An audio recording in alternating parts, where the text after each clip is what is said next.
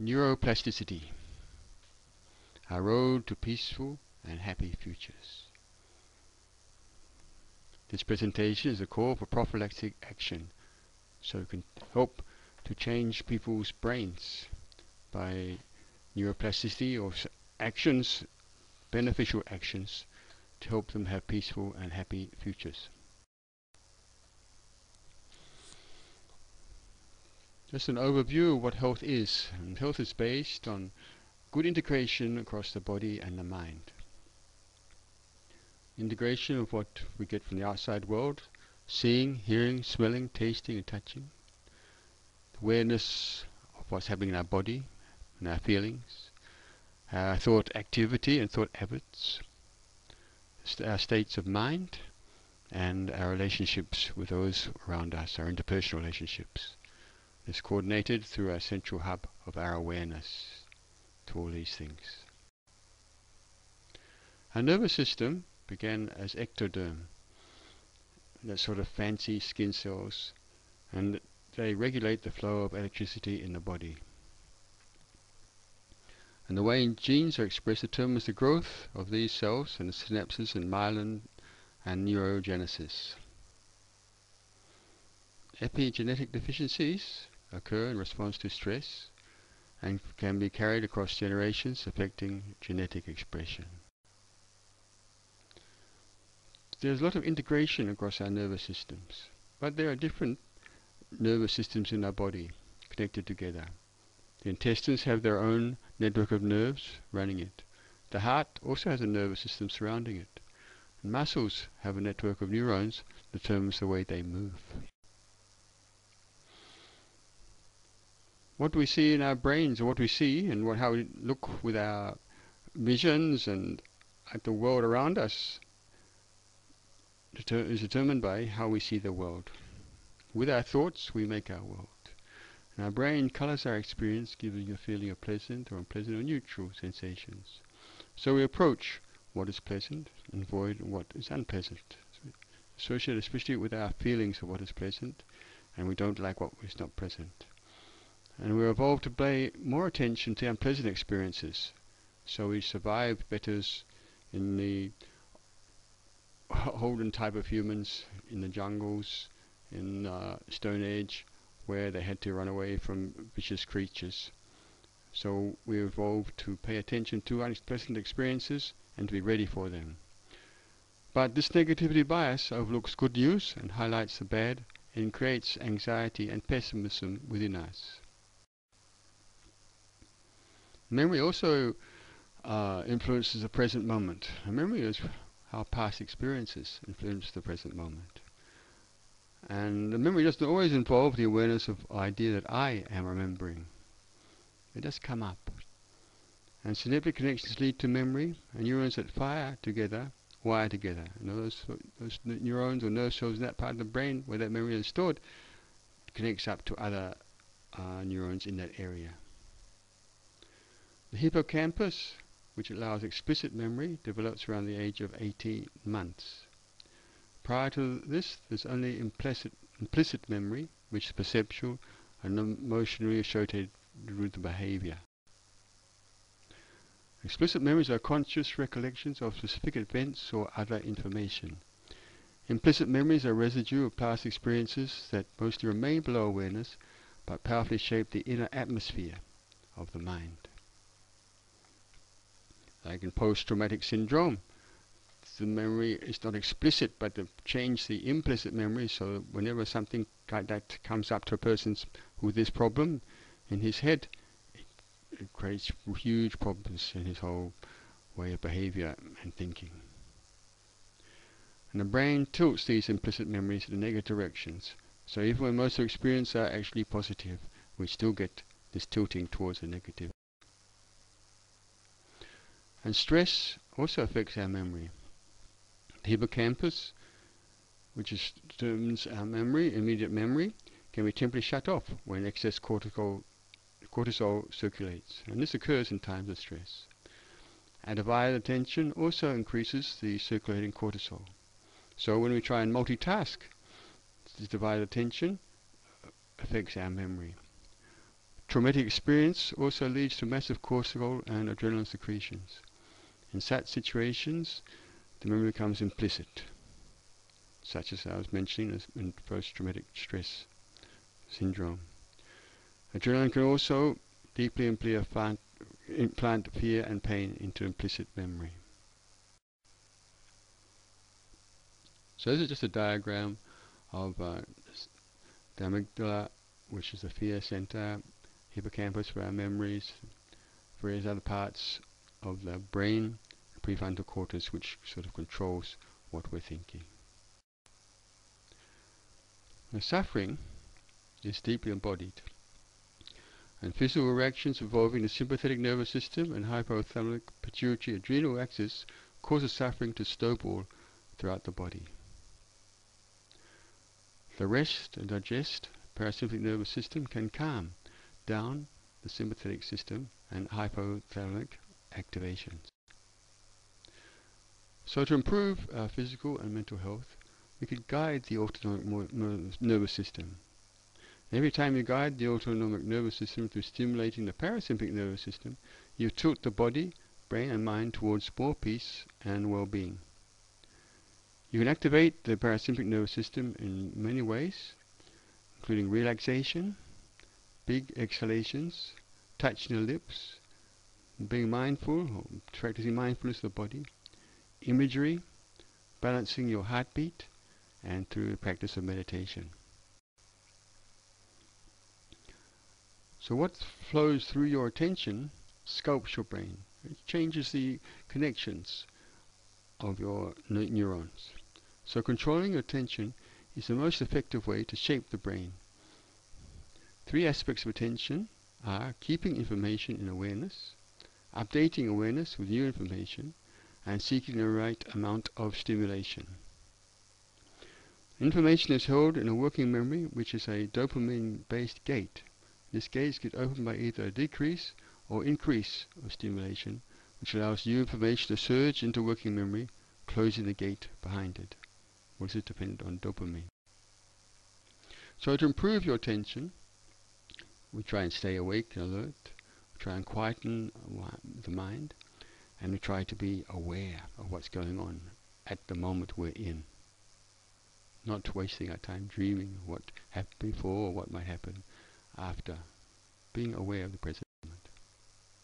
And being aware is keeping your mind in the present moment. And when you're thinking or dreaming and attached to these, you're mesmerized by your thoughts and dreams, and you lose your eyes, ears, and you lose your sensory inputs, and you become unaware. So being mindful of what's going on is important. And this means it's paying attention to a particular way in the present moment, non-judgmentally, but letting go of destructive thoughts that may arise. And being aware of one's own conduct and relationships, and being mindful or being aware in everyday life. This is what awareness or mindfulness means. We must use mindfulness with clear understanding that only a person who could clean his mind of disturbance and distraction is the person himself. Nobody else can do it for us. It's all in our own hands. And we should teach our children how to clean their minds of disturbance and distraction, so as to help them become peaceful and happy. And mindfulness meditation is a technique for focusing and concentrating the mind so that distractions and disturbances are lessened and the mind becomes more aware of what's happening in the present moment. In the view of long-term meditators, they practiced for many years, compared with match controls, the meditators had greater grey matter concentration, greater fiber connectivity, greater cortical gyrification, a thicker corpus callosum, a larger hippocampus when compared to controls. They also showed a slower decline of white matter connectivity with age. So, effects of being aware using mindfulness meditation decreases stress, enhances the ability to pay attention, increases the quality of life, and reduces symptoms associated with depression, anxiety disorders, pain, and insomnia. For example, if you have a pain, you have the pain from the sore or whatever lesion it is, plus you have the overlay of the pain or what you're thinking about or what you're being fearful about. And if you are mindful of what the pain is occurring, and you can control the amount of pain generated in your brain about what may happen to your sore, what is happening to your sore, you only feel the pain in the sore itself. So long-term meditators show these changes on fMRI.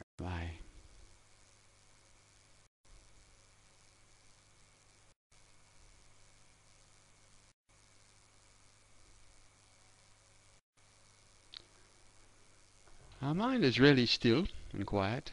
There's an underlying tendency to engage in the narrative process in the absence of external response or external stimuli. And when we just shut our eyes, all new inputs come into our brain. This has come from the prefrontal cortex, and it's called stimulus independent thought. And that automatically generate verbal or visual experiences. And it's been termed default mode or habitual chatter mode of resting attention. And fMRI studies show that without mindfulness training, people are generally not able to remove this habitual chatter from their prefrontal regions, just behind the forehead, which experience is being had at that moment. In other words, the only way we're going to control this habitual tendency of things going on and on and on in our brain is try to put some control in our brain through the practice of mindfulness meditation. And expertise in mindfulness meditation, being the present motion, is associated with the ability to disengage with the default prefrontal cortex networks. And this is shown by MRIs, again, in an 8-week course, which showed decreased mental activity in the prefrontal cortex and increased activity in the right lateral posterior area, including the right insular and right inferior parietal lobe of the brain. This was done by Farb in 2007. So these are just the fMRI pictures of the changes that occurred. You see a great difference in the amount of blood flow and action on the fMRIs when these practitioners trained this 8-week course. So the habitual chatter went right down. And the capacity to disengage from the default continuous narrative focus, engage in the reality of the present moment, is very important for dealing with mood and anxiety disorders, as the narrative focus, that's habitual chatter, has been shown to increase vulnerability to illness. So we become more vulnerable if we can't control what we're thinking.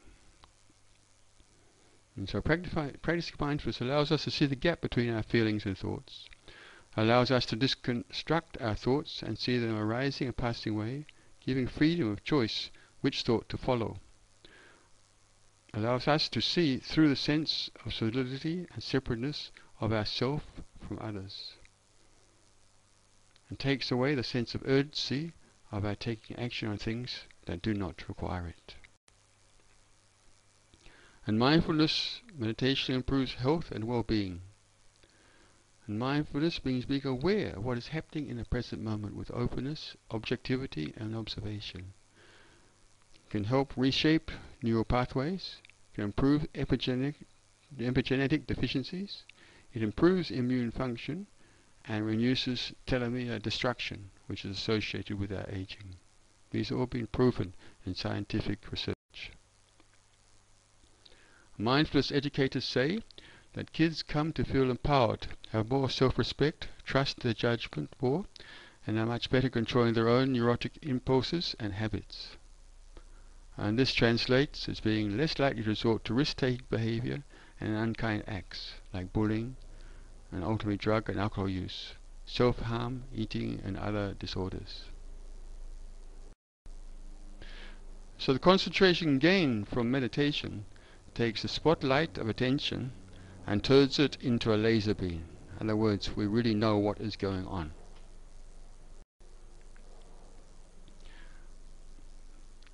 The brain responds to experience and training with new cells, change connections and functions. And this is termed neuroplasticity. Younger brains are more plastic, and younger children can learn languages and skills more readily than older. Kindness, compassion and happiness are skills that are learned and can be increased through proper teaching. Brains are constantly changing. They are being shaped by forces around us. Regularly watching certain TV programs reshapes our brains. We can become more responsible for our brains and choose positive states to get a healthy brain and get well-being. Research has shown that when we train people in compassion, we can observe various parts of the brain associated with this empathy and compassion qualities change and increase. So compassion is a thing that can be trained, and that will bring us happier and more social people and happier and peaceful societies if we can do this. Meditation on unconditional loving kindness and compassion by experience meditation also produce powerful gamma activity on EEGs. So compassion can be exercised like a muscle, and with the right training, people can build up their empathy and compassion. And recent research shows that cultivating empathy through compassion meditation affects the brain regions which makes a person more sympathetic to other people's mental states. Compassion-based meditation programs can significantly improve a person's ability to read the facial expressions of others. And this is where we note, even without the person saying something, how that face expresses what he's thinking inside and what sort of reaction he's going to give to us. Just by us looking at facial expressions and our own facial expressions, this gives to other people the same things. Children and adults who are better at reading the emotional expressions of others have better relationships. The seeds of kindness and compassion have to be nourished, otherwise they will decrease. It's been shown that young babies innately have these qualities, and scientific studies have shown that these qualities can be nurtured and strengthened. And so we can transform our minds so we can improve social interactions and connectedness and our environment. Interpersonal benefits of mindfulness meditation, whether or not exclusively focuses on compassion, significantly increases compassionate behavior. Just doing mindfulness meditation, just watch what you're thinking, can improve your behavior, or our behavior, or others' behavior. Mindfulness and compassion are extremely linked, so that mindfulness meditation should give rise to compassion. Mental exercise is just as important as physical exercise, but unfortunately we always seem to concentrate on the physical side and not on the mental. We can engage in thoughts, situations and practices to strengthen our brain circuits in beneficial ways. Being more compassionate brings us more happiness, contentment and well-being. Kindness, compassion and happiness are skills we can learn. Kindness, compassion and happiness bring more individual, family and social well-being and health. So all this scientific knowledge is there. So how are we going to put it to practice to benefit our societies? In medicine, our understanding and treatments can be improved in medical practice. More understanding, strong and compassionate doctors can be produced. Pain, stress, coping and quality of life comprise the original focus of medical research into mindfulness meditation. Based on research involving individuals with a history of 3 or more episodes of major depression, the National Health Service in the United Kingdom recommends mindfulness-based cognitive therapy. Mindfulness training has been shown preliminary evidence of efficacy in treatment of psoriasis, type 2 diabetes, sleep disturbance, attention deficiency, hyperactive disorder, obesity and eating disorder and other conditions. Otherwise, mindfulness training can complement physical treatments in these areas. The use of mindfulness training in pain, hypertension, myocardial ischemia, inflammatory bowel disease, and substance abuse is all under investigation by the National Institute of Research in the US. An aim of mindful practice is to take greater responsibility for one's own choices in life. Thus, mindfulness may promote a more participatory medicine by engaging and strengthening an individual's internal resources for optimizing health in both prevention and recovery from illness. It can also be used in medical education in medical schools. And curriculum mindfulness includes modules on noticing, being with suffering, professionalism, how doctors think, time, self-care and burnout, response to error, mindful communication, balance, death and dying, conflict, teams and partnerships. So these programs or curriculums are covered in the best universities in the US and other places, and this is one that we took from Rochester University of Medicine. In Canada, Mindfulness Based Medical Program is part of McGill's University Whole Person Care Program, which educates physicians on how to treat not only the physical but also the psychosocial and spiritual aspects of the person, while also dealing with their own well-being. And this program is modeled after the University of Massachusetts Medical School program, which has a mindful-based stress reduction program. It's been offered for the last 25 years. In education itself, mindfulness meditations are being used to assist children to improve their balanced development and concentration, with ramification across the whole education institution and the community in general. In the US, the Collaborative for Academic, Social and Emotional Learning in Schools has promoted social and emotional learning and skills in schools across the world, in all those countries listed. And UNESCO is promoting all these programs together with UNICEF. Social and emotional learning is a process for helping children and adults develop fundamental skills for life effectiveness. SEL teaches the skills we all need to handle ourselves, our relationships, our work effectively and ethically. These skills include recognizing and managing our emotions, developing caring and concern for others, establishing positive relationships, making responsible decisions, and handling challenging situations constructively and ethically. They are the skills that allow children to calm themselves when angry, make friends, resolve conflicts respectively, and make ethical and safe choices. Many of the programs that teach SEL skills have now been rigorously evaluated and found to have positive impacts. According to reliable research, schools are highly effective settings for teaching SEL skills. So the basic components of social emotional learning are self-awareness, responsible decision-making, relationship skills, social awareness, and self-management. So social emotional learning improves children's behavior. The schools that create social emotionally sound learning and work environments and help students and staff develop greater social emotional competence, in turn help ensure positive short and long-term academic and personal outcomes for students and higher levels of teaching and work satisfaction of staff. It promotes young children's academic success, health and well-being, at the same time as it prevents a variety of problems at school such as alcohol and drug use, violence, truancy and bullying. And Mind Up is one such program.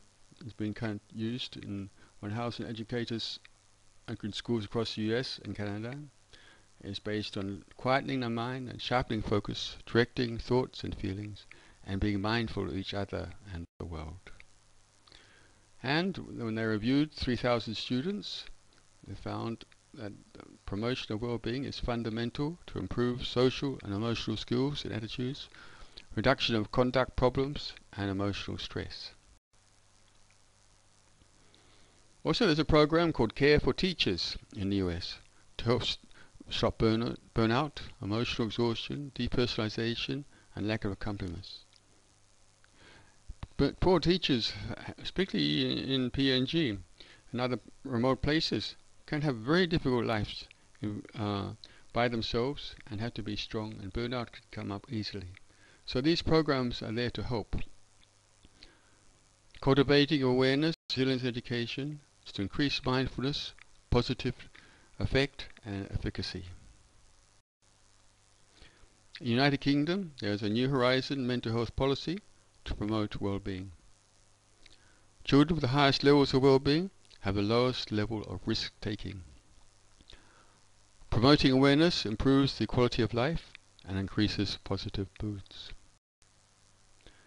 In Australia, Mind Matters is a resource and professional development program supporting Australian secondary schools in promoting and protecting mental health, social and emotional well-being of all members of school communities.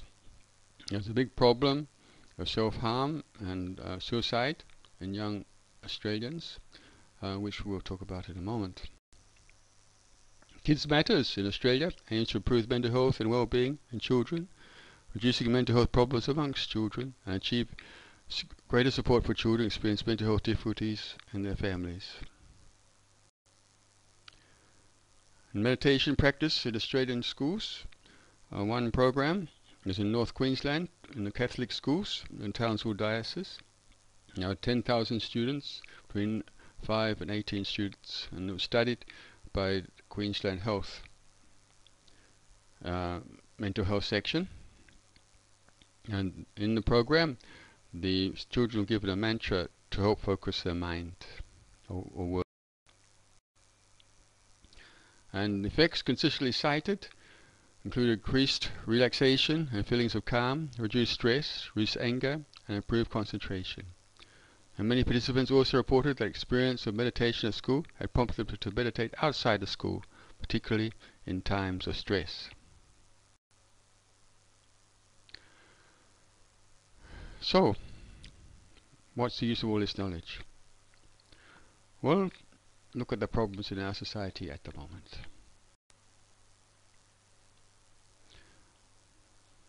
Violence and uncertainty has a great impact on children. And in the USA, a 2005 youth survey found that 6% of youth aged 14 to 17 did not go to school in one or more the previous 30 days because they felt unsafe at school or on their way to and from school. 7.9% of these youth report having been threatened or injured with a weapon on school property during the same period. 28.5% of these youth report having feeling sad or hopeless almost every day for 2 weeks or more in a row during the previous 12 months, that they stopped doing some of their usual activities. 13% reported actually making a plan to attempt suicide during the period. In Australia, according to the 1998 Child and Adolescent National Survey of Mental Health and Wellbeing, 40% of young people aged 4 to 17 years report to have mental health problems. 14%. The most frequently identified mental health problems were somatic complaints, that is chronic physical complaints without a known cause, delinquent behavior, attention problems, and aggressive behavior. The 2007 National Mental Health and Wellbeing Study in Australia showed the amount of anxiety disorders, affective disorders, and substance disorders, and any 12-month disorder increasing, with males and females showing that females having more problems except for substance abuse. Of the 2.5 billion people aged 16 to 24, 13% had a 12-month substance abuse disorder. 13%. Among all ages, 12-month anxiety disorder had the highest prevalence. So if we look at the age groups with anxiety, affective disorders, and substance disorders, anxiety was highest in the 35 to 50 age groups. Affective disorders was highest in the 24 to 44 age groups, and substance abuse disorders was highest in the 25 to 45 years age groups. So Australia found that there was a strong association between mental health problems and certain demographic factors, with higher rates of mental health problems among children and adults living in lower income, step or blended families or one-parent families. They found that 7% of children aged under 15 were reported to have some mental or behavioural problem as a long-term health conditions, with rates rising from very low levels amongst children aged under 5 years to 10% of children aged 10 to 14 years. In Papua New Guinea, in 2010, despite 8 years of economic growth, Papua New Guinea's poverty level remains at a high 50% and ranks 148 of 182 countries in the Human Development Index, compiled in 2009 by the UNDP. I think we can only say after that time, over the last 5 years, the amount of poverty in urban areas has not decreased, but has increased. According to the outlook in 2010 for the ADB, infrastructure was in a bad state and human development indicators are low. Children in larger urban areas are not only faced with virtual violence on their TV screens, but also actual violence in the streets and settlements. They witness such activities being potentiated by alcohol and other drugs. Today in PNG, especially in urban areas, there is increasing violence and unhappiness in many children's lives, both at some schools and outside, with serious ramifications for broader society. Bullying is widely regarded as a particularly destructive form of aggression with harmful physical and social and emotional outcomes for all involved. It's particularly likely in groups where potential victims cannot escape, and this occurs particularly at schools. And I found in Australia that 25% of Year 4 students said they had suffered bullying. And the survey showed that Australia primary schools students suffer bullying at a rate almost 50% above the international average, putting Australia in the worst category for bullying. Of the 36 countries sampled in the survey in Year 4 students, only Kuwait, Qatar, Taiwan and New Zealand fared worse than Australia. Measurable effects of violence in children. The US gave a statement on this in 2000, and they said that children who see a lot of violence are more likely to view violence as an effective way of settling conflicts. Unfortunately, if they see domestic violence when they grow up, they think that is the way to solve the problem, and domestic violence continues. Children exposed to violence are more likely to assume that acts of violence are acceptable behavior. Viewing violence can lead to emotional desensitization towards violence in real life. It can decrease the likelihood that one will take action on behalf of the victim when violence occurs. So these are very important effects of this US state, aspects of this US statement of 2000. Children seeing violence has long-term effects on how they behave in their lives. As we know that hungry and malnourished children do not learn well, such is also the case with children who fear, experience or witness violence in their homes and the community and their schools. While schools alone cannot fix all of this, there are things that schools can do, ranging from addressing the school climate, teaching and promoting healthy social and interpersonal schools, and addressing bullying, conflict resolution, and developing relationships with other community resources for the family, outreach support, extracurricular activities, and mental health services.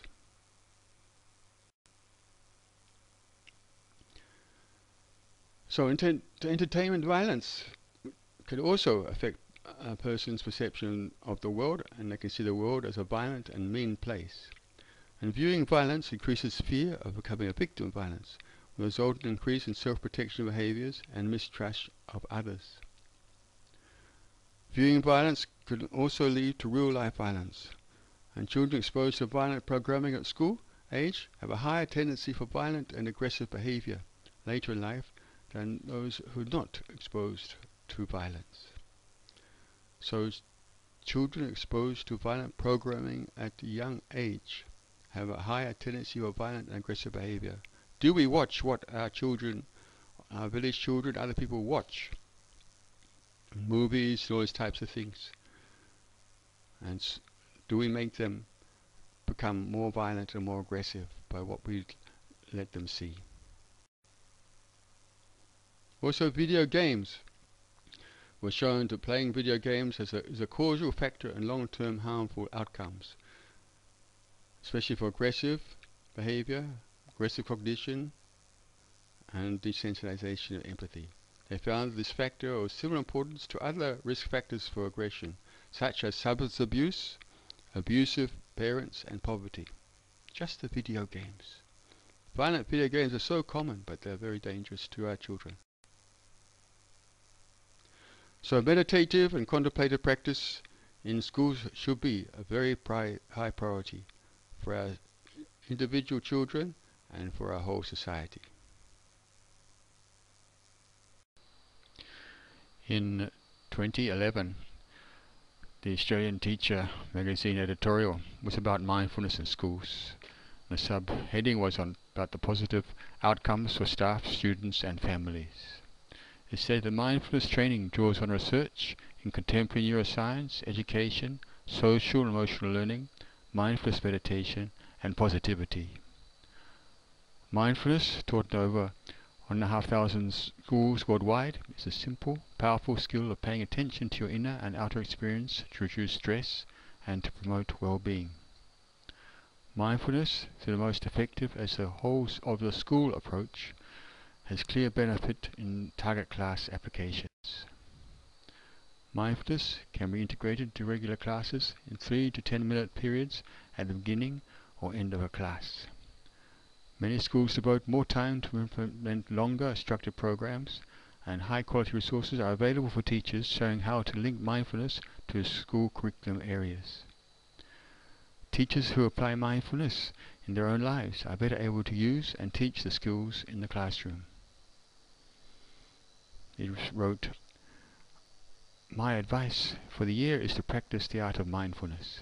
A teacher's job is so demanding and draining in ways those outside the profession can't even imagine. Stress and even burnout are just around the corner. Learn to develop the skill of mindfulness and life will feel balanced." That's the editorial in Australian Teacher in 2011.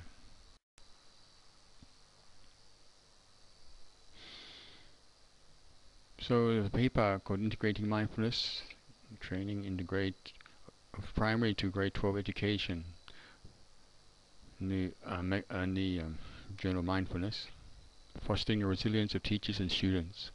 And this paper in 2013 reviewed research and curricula pertaining to the integration of mindfulness training in education, both indirectly by training teachers and through direct teaching of students.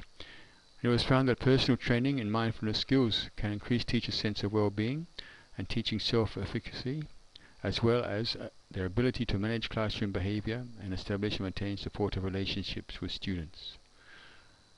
They found that since 2005, 14 studies of programs that directly train students in mindfulness have collectively demonstrated a range of cognitive, social and psychological benefits to both elementary, 6 studies, and high school, 8 study students. The studies they reviewed were in US, UK and Israel. So at the Johns Hopkins University School of Education, there's a course on Mind, Brain and Teaching Graduate Education Certificate. There's a 15-credit graduate certificate in Mind, Brain and Teaching designed for all levels of teachers, administrators and students and supports personnel who seek to explore how to research the cognitive and neurosciences has potential to inform the field of education. The course promotes integrative of diverse disciplines that investigate human learning and development. The certificate builds on a basic and applied research from the fields of cognitive science, psychology, brain science, neurology, neuroscience, and education, and will provide educators with knowledge of cognitive development and how emerging research in the brain sciences can inform educational practice and policies. So that's just one certificate people can gain to help them teach mindfulness in schools. But there are many programs that can do this. The internet is filled up with various agencies offering such courses.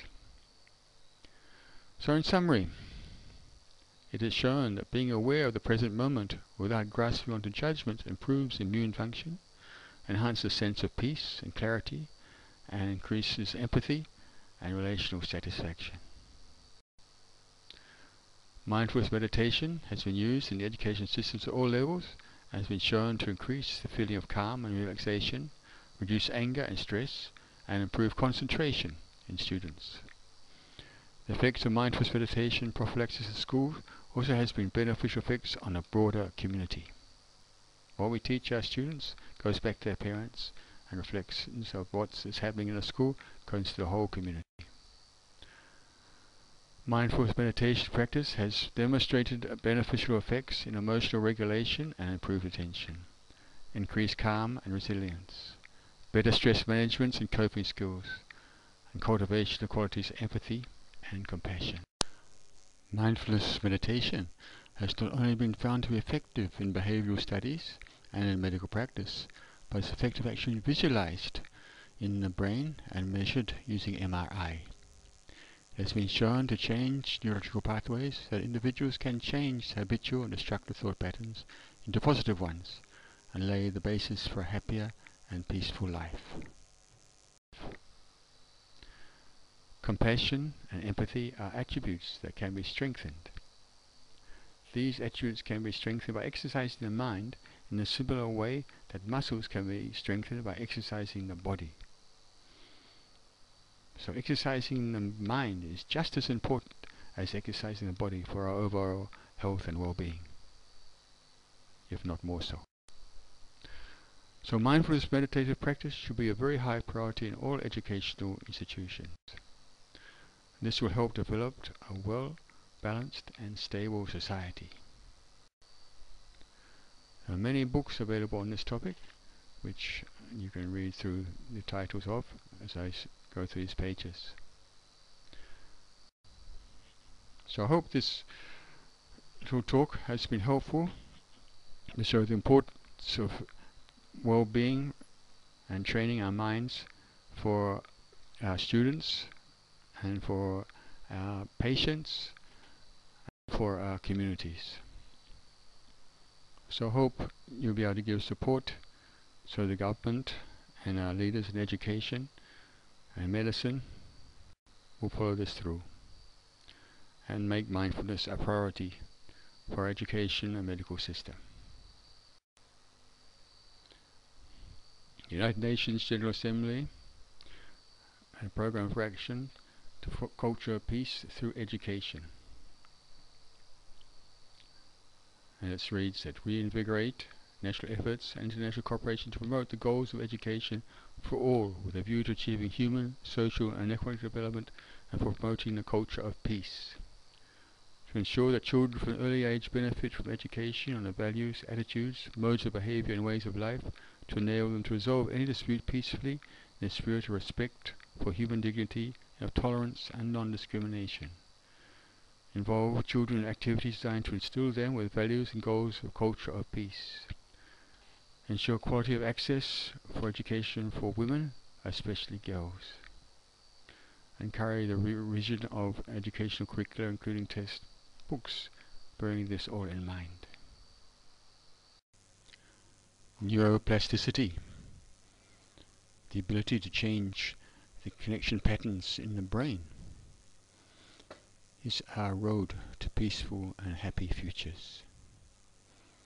It's something we should be using and promoting the use of for the benefit of not only of ourselves and our communities, but our children and their future welfare of peace and happiness.